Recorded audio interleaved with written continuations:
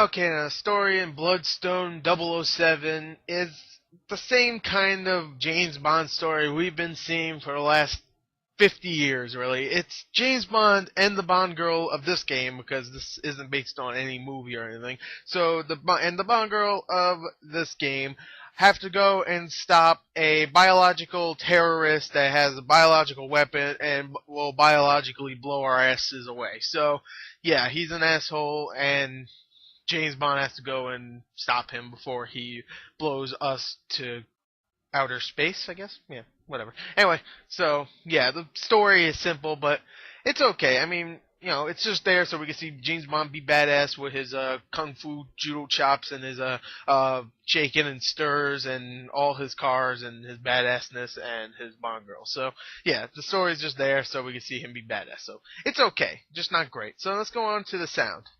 Okay, now the sound in the game overall is pretty good, I have to admit. The voice acting is excellent. I mean, it's Daniel Craig as James Bond, and he's probably one of the best James Bonds out there, and he's really good. This girl named Joss Stone, I think she's like some music artist in Britain, and she voices the Bond girl in this game, Nicole Hunter, I think. I'm pretty sure that's her name. Anyway, Nicole Hunter, she's she's a Bond girl, and she sounds hot, and she looks hot, so there you go. Check. Bond girl. Judi Dench, of course, plays M. She is great. It's Judi Dench. No surprise there. Judi Dench is always really good. And, yeah. And the sound effects, like the cars, because you do drive cars in this one, which is sweet to have finally in a James Bond game again. And the sound, they sound cool. The weapons sound pretty good. The environmental effects sound good. Overall sound is really, really good. So let's go on to the graphics of the game. Okay, now the graphics in Bloodstone 007 are okay. They're not fantastic at all. Some of the character models are really good, mostly from like Daniel Craig's character and Judi Dench's and even Joss Stone's character. But all the other character models are very, very lifeless. I mean, there was one character right in the beginning that's talking. I swear to God, he looks so dead when he was talking. I was like, the voice actor wasn't even that good too, so that didn't add anything. So he just sounded like a boring, dead, like someone that was barely alive talking. So overall, some of the graphics not very good, but environments look okay.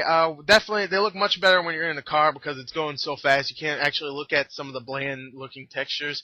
And, yeah, some of them are pretty bland. But overall, some character models are good, some of them are bad. Some environments look good, some of them aren't. So, overall, it's like 50-50. But, the main character models are great, and most of the main environments look pretty good. So, yeah, kind of confusing, but, let's say more on the more on the good side than on the bad side for the graphics. So, yeah, let's go on to the gameplay of Bloodstone. Okay, now the gameplay in Bloodstone consists of pretty much three things. Gunplay, stealth, and driving. Now, I'll talk about driving in a second. Let me talk about gunplay and stealth, because those are the two main sections. Okay, gunplay and stealth are really, really good, and they're interwoven fantastically. Like, parts here and there, you can do whatever you want, really. It's not like a part where you have to be stealthy. No, you can actually go and be stealthy if you want, or you can just go and run and gun. Me, I'd rather be stealthy because it was much more fun. The gunplay was pretty good, don't get me wrong, and there's a whole bunch of different guns. There's actually 16, which is actually surprising. But yeah, for a 5-hour single player, which is one of my only gripes about it, I'll say it right there. So yeah, and the gunplay is pretty good, but I really like the stealth. The stealth is really fun. The takedowns are excellent. They're so fun to watch.